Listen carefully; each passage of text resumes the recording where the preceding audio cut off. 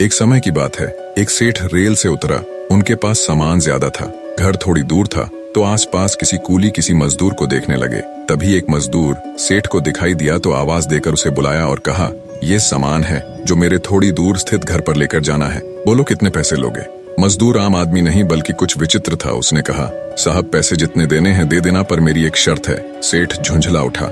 मजदूर और शर्त खींचते हुए बोला, बोल क्या शर्त है तुम्हारी। शर्त यह है कि रास्ते में चलते हुए या तो तुम मुझे कुछ सुनाओगे या मैं जो कहूंगा वो सुनोगे। अब आसपास कोई दूसरा मजदूर ना होने के कारण सेठ के पास कोई चारा भी नहीं था। सेठ बोला, ठीक है चलो। मजदूर ने सेठ का सामान उठाया और चलने लगा। चलते चलते मजदूर बोला, आप कुछ सुनाओगे या मैं कुछ कहूँ। सेठ ने खिंचते हुए कहा, नहीं भाई तुम ही सुनाओ। मजदूर ने कहा, ठीक है मैं ही सुनाता हूँ, फिर जो कुछ भी कहूँ उसे पूरे ध्यान से सुनना। और मजदूर पूरे रास्ते बोलता गया। सेठ का घर आ गया। मजदूर ने सेठ का सामान रख दिया और सेठ ने जो भी पैसे दिए वो ले लिए और बोला, सेठ जी आपने मेरी बात ध्यान से सुनी या नहीं। सेठ ने कहा, मैंने तेरी कोई बात नहीं सुनी। मजदूर बोला, सेठ जी ये आपने अपने जीवन की सबसे बड़ी गलती कर दी। कल 7 बजे आपकी मृत्यु होने वाली है। अब सेठ को गुस्सा आया और बोला, तेरी बकवास बहुत सुन ली, जल्दी से यहाँ से चलता बन, नहीं तो तुझे अब मार पड़ेगी। मजदूर बोला, मारो या छोड़ो पर कल 7 बजे तुम्हारी मृत्यु तय है।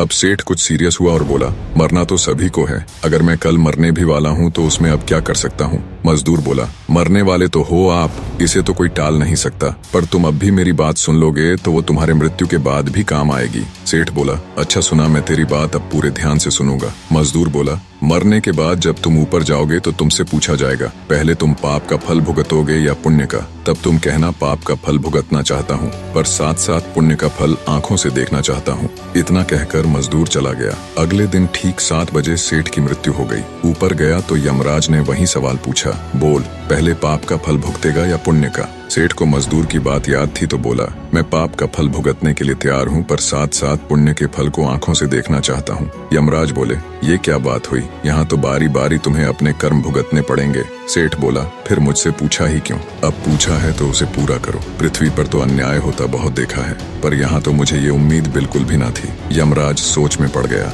बात तो सही कह रहा है, पूछ कर ही गलती कर दी। अंततः विवश हो यमराज सेठ को ब्रह्मा जी के पास ले गए और पूरी बात कह सुनाई। ब्रह्मा जी ने जब सारी बात जानी और अपने पोथी पत्र पलटे तो उन्हें भी इसका हल नहीं मिला।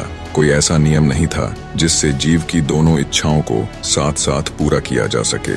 ब्रह्मा भी विवश हो सेठ को परमात्मा के पास ले गए। साथ में यमराज भी था। परमात्मा के पास पहुंचे तो उन्होंने ब्रह्मा और यमराज को वापस भेज दिया। अब रह गया सेठ, तो ईश्वर ने कहा, बोलो तुम क्या कहना चाहते हो। सेठ हाथ जोड़ बोला, जी मैं तो शुरू से एक ही बात कह रहा हूँ कि पाप का फल भुगतना चाहता हूँ और साथ साथ पुण्य का फल आंखों से देखना चाहता हूँ। भगवान बोले, धन्य है वो गुरु रूपी मजदूर जो तेरे अंतिम समय में तेरा कल्याण कर गया। अरे मूर्ख, उस मजदूर के कारण ही तू मेरे सामने खड़ा है। तूने अपनी आंखों से मेरे दर्शन कर लिए। मेरे दर्शन मात्र से तुम्हारे सारे पाप नष्ट हो गए। अब इससे बड़ा और क्या पुण्य देखना चाहता है। निष्कर्ष, गुरु हमें कहीं भी और किसी भी रूप में मिल सकता है। गुरु की हर बात ध्यान से सुननी चाहिए, पता नहीं कौन सी बात कब काम आ जाए। सभी गुरुओं को मेरा सत सत नमन। जीवन में सही मार्ग दिखाने वाली ऐसी ही और वीडियो के लिए हमारे साथ जुड़े।